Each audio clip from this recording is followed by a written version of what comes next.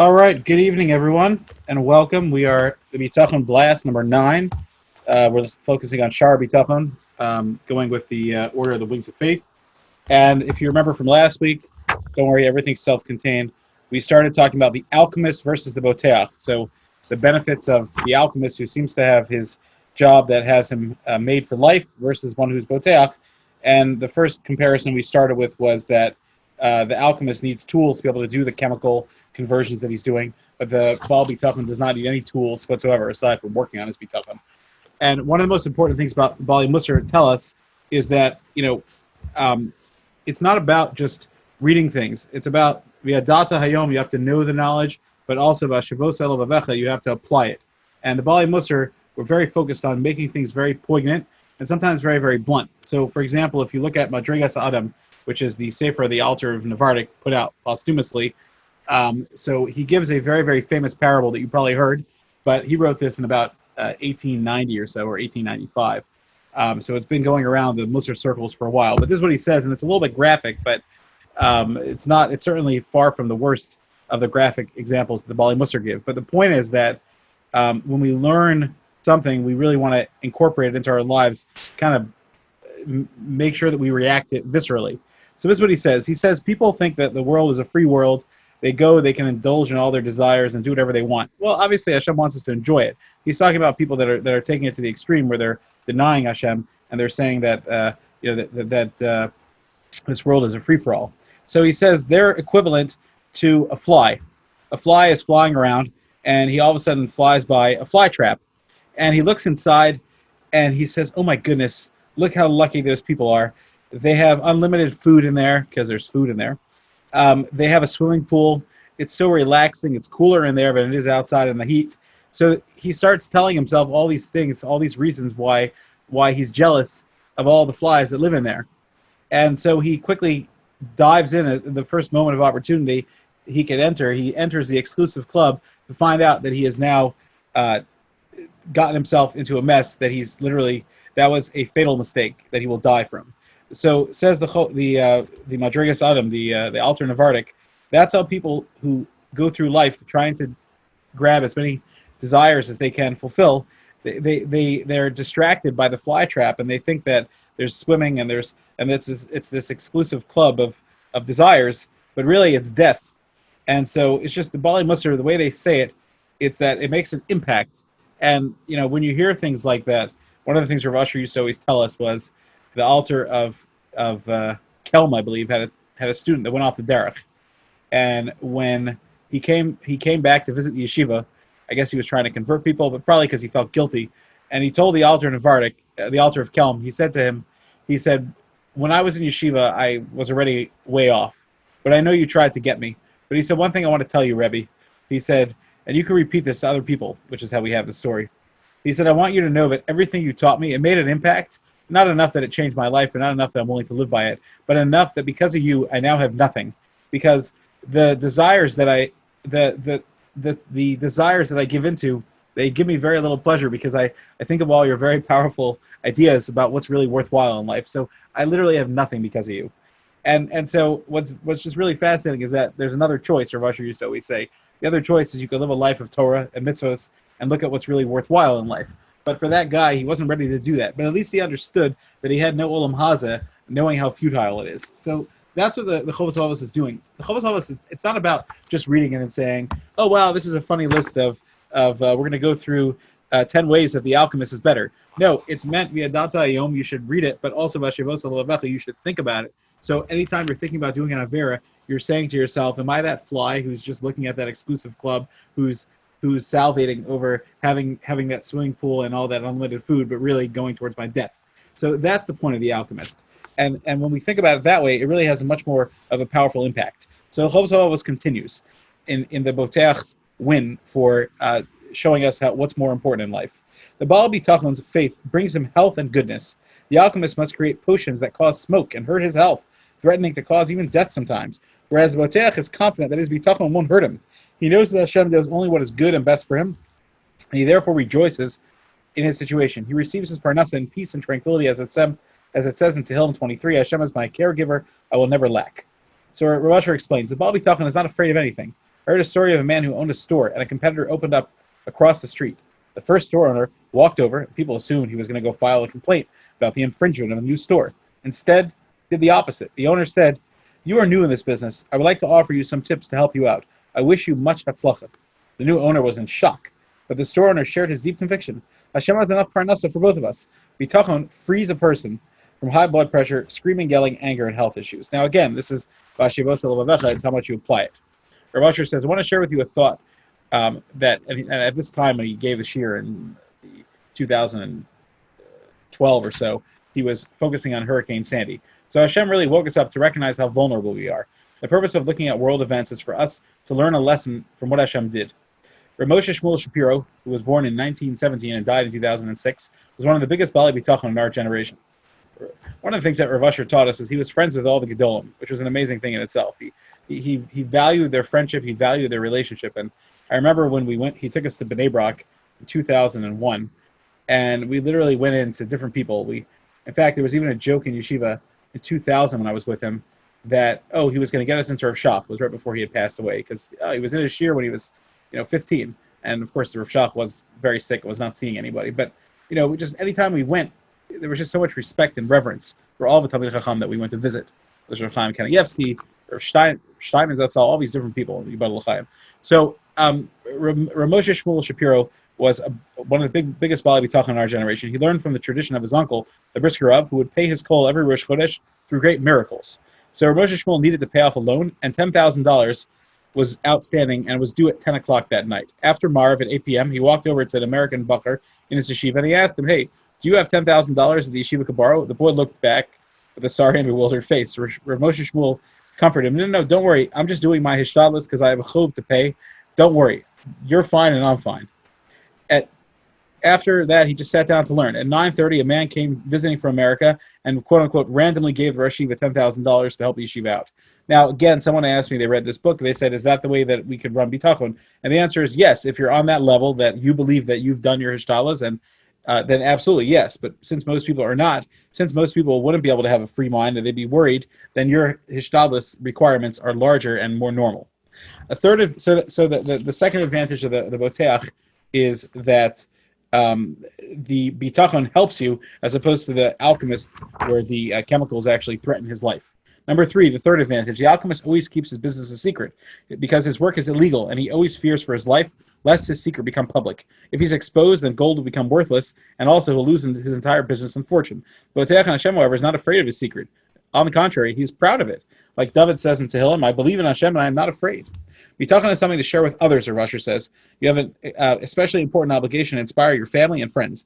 When a person acts with emunah, it affects all those in your life. This is certainly due to the merit of your mitzvos and through your example. Additionally, I believe that your merits travel through your neshama and have an effect on all your family members and loved ones as well. If you look there in the book, Rav Asher tells us a very fascinating story about his own travels in Panovich Yeshiva. I'm not going to go through it right now because I have 2 other things I want to talk about. But he shows that he had a very deep connection with his mother, whose neshama felt that he was in trouble, and actually she called him knowing that something was wrong in his life, and that he had been saved from something very, very that was almost a tragedy. So, but Rav Asher actually used to tell us this very often. In El, he used to call us into his office, especially the older guys, and he would say, whoever are the B'nai Torah in your family, you're learning, you guys are the ones whose tefillos have to carry your family because you understand the severity of El and Rosh Hashanah and Yom Kippur, and you're responsible for them. It says that Al Tikri Banayach Shalom Rav Ovi Torasecha, that Torah brings shalom to the world, and he used to always tell us this, that when the more Torah you learn, the more shalom you bring into all your families. And same thing with Bitachon, we have to teach our families. So I want to leave you off with 2 thoughts. One of them is a lot of people listen to Rav Eliyahu Biederman, who's a big Hasidic mashpia, and he says brilliant and beautiful stories. And I've quoted a few of them now, and I have many of them that I hope to share. And many people hear them, but again, with Bitachon, it's worth hearing again and again. But he said a very interesting thing, which really caught my attention as a mental health therapist, because I say it in a very different way, but he said it in a very, very profound way. So he said like this. He said there are 2 main questions that people get stuck up on. And one of them is that when we're stuck thinking about the past, feeling sad about the past, and one of them is when we're worried about the future. Now, let me pause and just tell you the psychological point that I always say. It's going to be a similar punchline.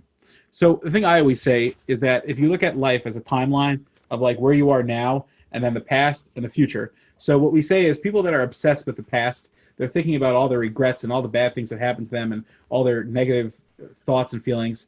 So they're stuck in depression because they're sad and they're just upset about what happened.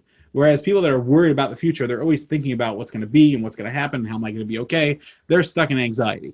Now, that's a totally oversimplified thing because you could be anxious because of past and you could be depressed because of future. But the point is that in general, there is some truth to that. And so the goal of psychology, and at least if you're a healthy and a competent mental health therapist, is to bring someone to the present and let them process some of the past things and understand it, perhaps in a spiritual way, of course, or maybe not, depending on their life view, which makes it very difficult if it doesn't have a spiritual part, but it's still feasible. And for the future to help them learn how to deal with that anxiety. And so your goal is to bring them to the present. So that's why we say, if you're stuck in the past, you're depressed. If you're stuck in the future, you're anxious. Very oversimplified. So where Biederman said like this, he said the two questions people always say are, if it's the past, it's lama. Why? Why did this happen to me? Why? And you get stuck on it and you just mope. And if you're stuck in the future, then you're always thinking, Magia, what's going to be? What's going to be? What's going to be? What's going to be? Constantly thinking what's going to happen. So he said it's very interesting. The gematria of the word lama, lamed memhe, is 75.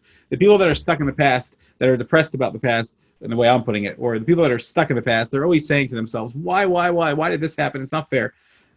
Okay? The people that are stuck in the future but are always worried, they're always saying, Magia, what's going to be? What's going to be? The gematria of lama, the question of people stuck in the past, is 75. Lamed is 30, Mem is 40, and Hey is 5, so 75. The gematria of Ma Yia, what's going to be in the future, Mem Hey is again 45, and Yia is 30. So again, it's 75. So it's the same problems that people get stuck in. Why did this happen to me, and what's going to be in the future? And it's very easy to get stuck in that because we're human and we're automatically wired to think about the past, to learn from it a little bit. But then when we get stuck in it, it's too much. And we're wired to think about the future. It's called thinking about preparing for the future, but not get stuck in it. So what's the answer to all this? Says Peterman. It's Bitachon. The gematria Bitachon, Beis Tough, Ches Vav Nun, is 75. So you have a choice in life. You could be stuck in the lama and be depressed. That's your 75 there. You could be stuck in the ma'iyah and be anxious about the future. What's going to be. Or you could choose Bitachon. Very, very powerful idea. I want to leave you off with one thought, which is a very fascinating thought from Spiro. Very, very interesting story. It's called Better Than a Segula, page 176. Moshe and Libby Barenholtz were married for 10 years and had still not been blessed with a child of their own. They went through the process of giving tzedakah, paying for another child's tuition, doing all the medical things, and making their rounds to all the various gedolim for brachos and going from one tzadik's grave to another. They tried various segulas aside for all the medical interventions, and they acted as a kvater, as many brisses, and drank from special segula wine. Each time they were disappointed. Of course, they visited one specialist after the next, hoping that their dream would come true. However, each time the answer at the end was always the same. If Moshe and Libby wanted a baby, it was going to take a miracle because through natural means it was impossible. One day, Moshe made his way to Bnei Brak to receive the bracha from Rav Chaim Kanievsky, just a small bracha that would give him something to hold on to. That's all he wanted. As he waited his turn of a long line, he looked around the room at the others who came for a bracha. Each person in line, obstinately, had their own story, his own problem to deal with. Moshe watched as each individual, burdened with worry and pain, walked into the Rav Chaim sanctuary and emerged a short while later with a seemingly lighter load to carry. Finally, after a long wait, Moshe was called into the room. He entered the room, began to share his tale of woe, starting from the beginning as he poured out his heart to Rav Chaim. This wasn't the first time he had done this. He knew the routine very well. He had been to many, many gedolim over the years, but each time he told the story, the pain of childlessness caused him to cry all over again, which is totally understandable. As he spoke to Rav Chaim, Moshe expected Rav Chaim to relieve some of his pain and give him a bracha, as he had been watching until now. But when Rav Chaim spoke, it was not exactly what Moshe expected or anticipated. Rav Chaim lifted his hand in despair, as if he knew that the decree was sealed. What should I tell you? Bimatzliach. That was the only words he got out of him.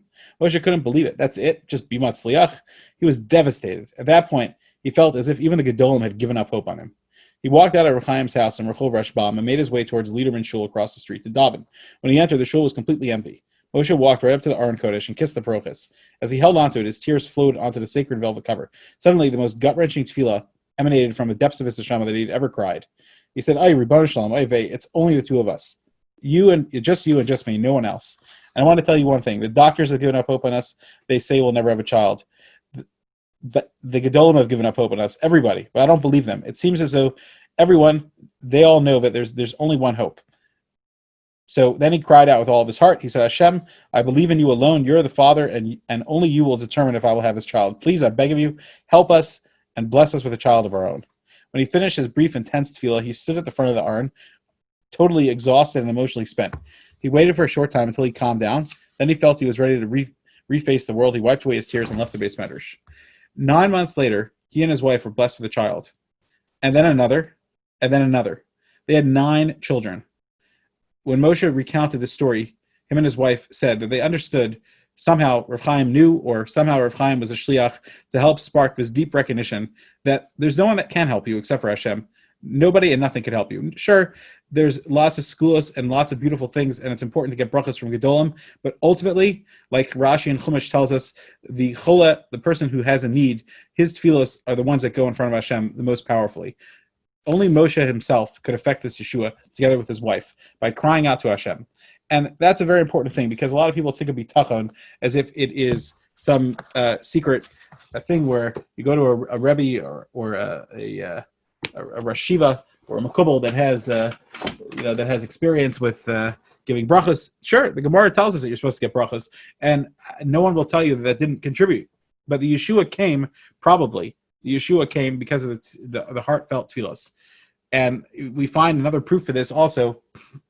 It says that Yitzchak davened, Vayetar Yitzchak L'Hashem Nochach Ishto, Yitzchak davened opposite his wife. And it says that the tefillos of a tzaddik ben tzaddik don't compare it to the tefillos of a tzaddik bas Russia. That Yitzchak's tefillos were more powerful because he brought the tefillos of his father Avram, who was a tzaddik, whereas Rivka didn't have those tefillos. So we see very clearly that when people daven for their children and grandchildren, those tefillos make a difference. But ultimately, it's the parents that their tefillos brought things. So we have a choice in life. We can live with lama. We can live with all the whys. There's lots of questions. There's no one that doesn't have a why. And we can live with the ma'iyah, what's going to be. Everybody has things to be anxious about. But we should choose to live with the bitachon, because that makes a difference in our lives and makes our lives focus on Hashem, which is the ultimate answer to all of our questions. I hope this blast will carry you through the week. Take care, and thank you for joining. We'll see you again next week. Have a good week. Shkoyach.